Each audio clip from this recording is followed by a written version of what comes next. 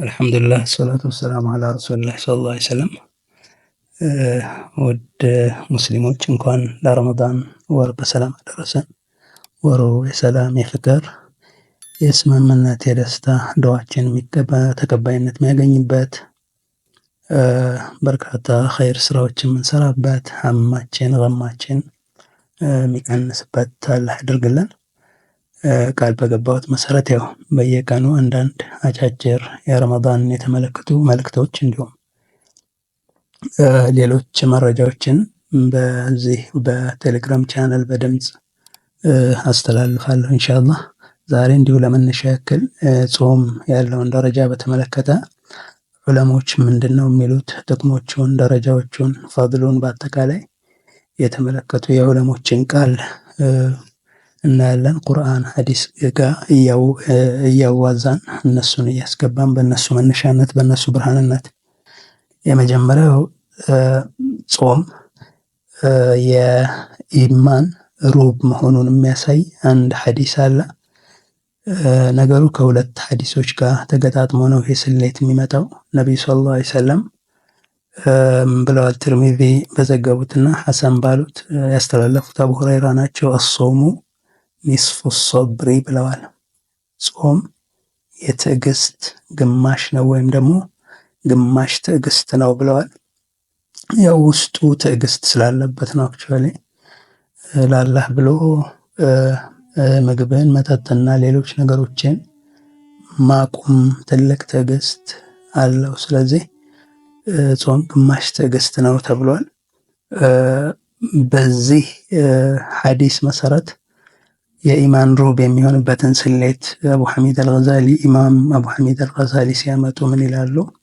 አሶብሩ ኒስፉል ኢማን ተብሏል። በሌላ ቦታ ላይ ሶብር ማለት የኢማን ግማሽ ነው ተብሏልና ሶብር የኢማን ግማሽ ከሆነ ጾም ደግሞ ኒስፉ ሶብር የሶብር ግማሽ ከሆነ የግማሽ ግማሽ ሩብ ነው የሚሆነው። ከዚህ የተነሳ ይመስላል አላህ ሱብሓነሁ ወተዓላ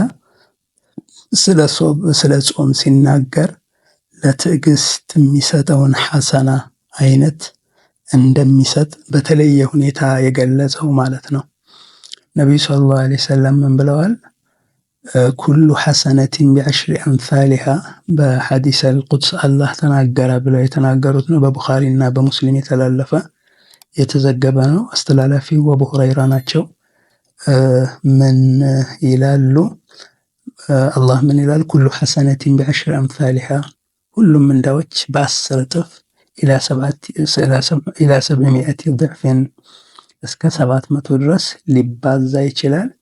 ኢላ ሲያመ ጾም ሲቀር ይሉና ፈኢነሁ ሊ የሱ ግን የኔ ጉዳይ ነው። ወአነ አጅዚ ቢሂ እኔ ነኝ ምንዳውን የምሰጠው ብሎ አላህ ሱብሓነሁ ወተዓላ ተናግረዋል ይላሉ።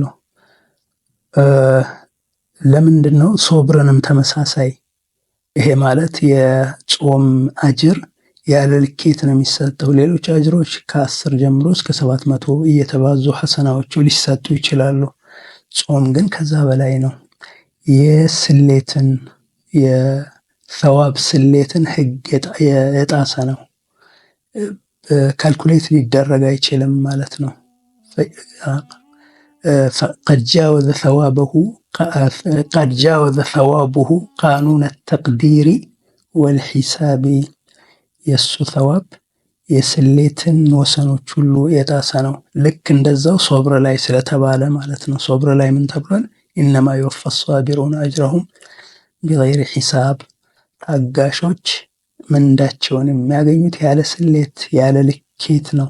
ልኬት የለውም። ከ10 እስከ 700 የተባለው አጅር ለነሱ አይሰራም። ከዚህ በላይ ነው የሚሰጣቸው ተብሏል። ልክ ደግሞ ሶብር ማለት ሶብር የኢማን ግማሽ ነው። ጾም ደግሞ የሶብር ግማሽ ስለሆነ ወይም የኢማን ሩብ ስለሆነ ሰዋቡ ልክ እንደ ሶብር ተመሳሳይነት ያለው ነው ማለት ነው። ስለዚህ የጾም እንግዲህ በጣም ብዙ በርካታ ጥቅሞች ነው ያሉት። አንዷ ብቻች ናት። በየቀኑ ኢንሻአላህ ራሳችንን የምናበረታባቸው እንዲህ አይነት መልእክቶች ይተላለፋሉ። አሰላሙ አለይኩም ወረሕመቱላሂ ወበረካቱሁ።